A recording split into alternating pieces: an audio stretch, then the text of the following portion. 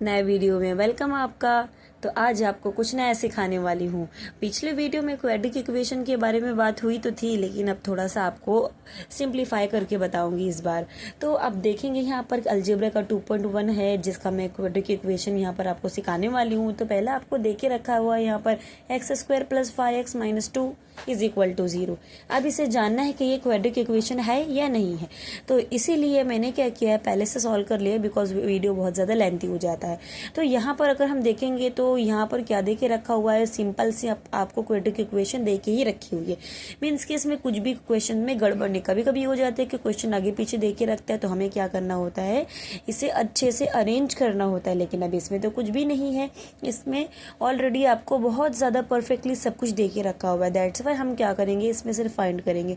तो आपको दिख रहा होगा एक्स है, मीन्स कि हम क्या करेंगे यहाँ पे, अगर आपका ये क्वाड्रिक इक्वेशन है तो आपको क्या लिखना होता है, here x is the only variable and maximum index of the variable is 2। क्योंकि क्वाड्रिक इक्वेशन का जो मैक्सिमम इंडेक्स होना चाहिए वो 2 ही होना चाहिए। 2 से ज़्यादा अगर इंडेक्स हुआ तो फिर क्या है, वो क्वाड्रिक इक्वेशन नहीं है। तो हम लिख सकते हैं it is a quadric equation.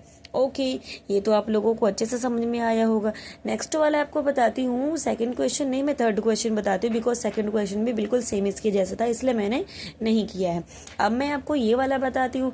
ये वाला आपको क्वेश्चन दे के रखा हुआ था, तो इसीलिए मैंने क्या किया है, इस पे इसको y से मल्टीप्लाई कर दिया, both side multiply by y। Okay, तो नेक्स्ट वाला आपको, क्योंकि ये y² + 1/y इतना दे के रखा = 2, बस यही दे के रखा था। दैट्स वाई मैंने both side multiply by y कर दिया है। तो ये क्या हो जाने वाला है, y से मल्टीप्लाई हो जाएगा तो y3 आ जाएगा, मीन्स कि y³ हो जाएगा। देन यहाँ पर प्लस हो जाएगा, उसके बाद में ये y इधर से कट जाएगा। जब ये कट जाने वाला है तो ये सिर्फ और सिर्फ 1 यहाँ रह जाएगा, और ये वाला है, ये y से मल्टीप्लाई हुआ तो क्या हो जाएगा, यू नो ना, 2y हो जाएगा, 2y। तो अब क्या करेंगे, क्वाड्रिक इक्वेशन क्या कहलाता है कि = कि उस साइड कुछ नहीं रहना चाहिए, सिर्फ 0 रहना चाहिए। तो दैट्स वाई मैं क्या करती हूँ, यहाँ पे ये जो 2 है इसको इस साइड लेके आ जाती हूँ। तो आपको मालूम है अल्फ़ाबेट वाला हमेशा क्या होता है, सेकंड नंबर पर होता है। तो y³ तो ये एज इट इज़ है, और ये 2y जो है वो मैं इस साइड लेकर आने वाली हूँ।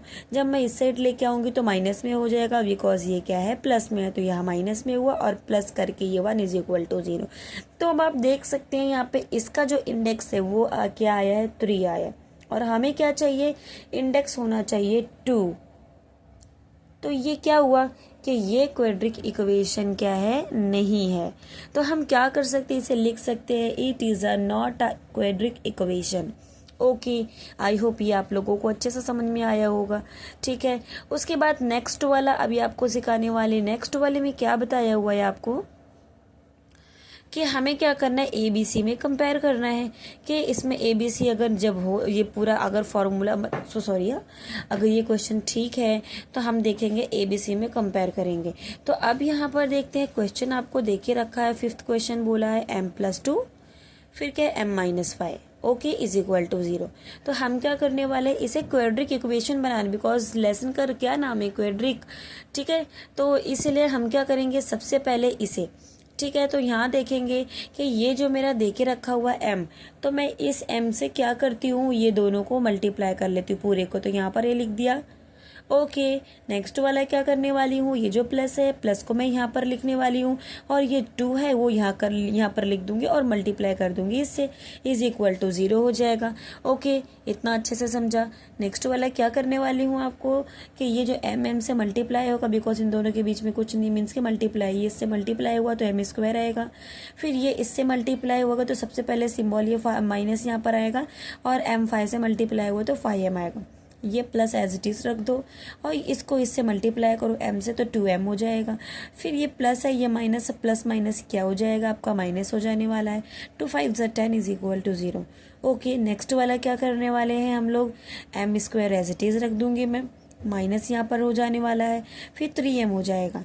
3m कैसे हो जाने वाला है, बिकॉज ये माइनस में, ये प्लस में mm वाला ही है, तो मैंने इसको इससे माइनस कर देना है, तो यहाँ पर आ जाने वाला है आपका 3m।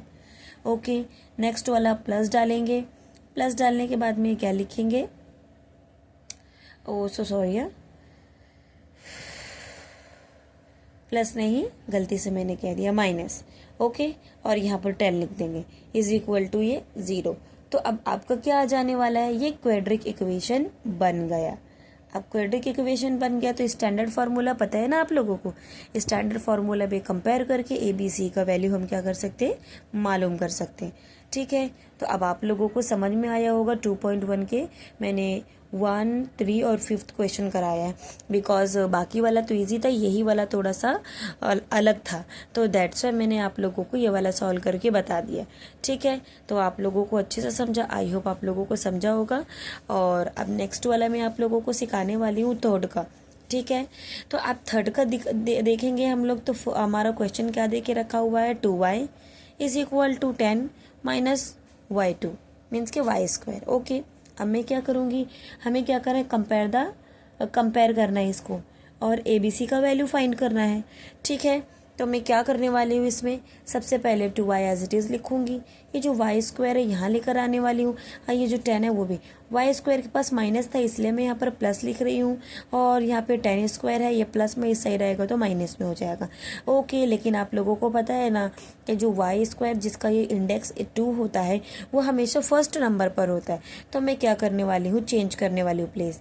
अब प्लेस चेंज करूँगी तो सबसे पहले y² लिखूंगी, फिर प्लस करके 2y और माइनस करके 10 लिख देने वाली हूँ। ओके, ये आप लोगों को अच्छे से समझा, इज इक्वल टू 0। फिर नेक्स्ट वाला क्या करने वाले हैं हम लोग, नेक्स्ट वाला क्या करेंगे, हमारा क्या है, अल्फ़ाबेट देखें, सॉरी स्टैंडर्ड फार्मूला देखेंगे। स्टैंडर्ड फार्मूले में हमारा AY² plus BY plus C।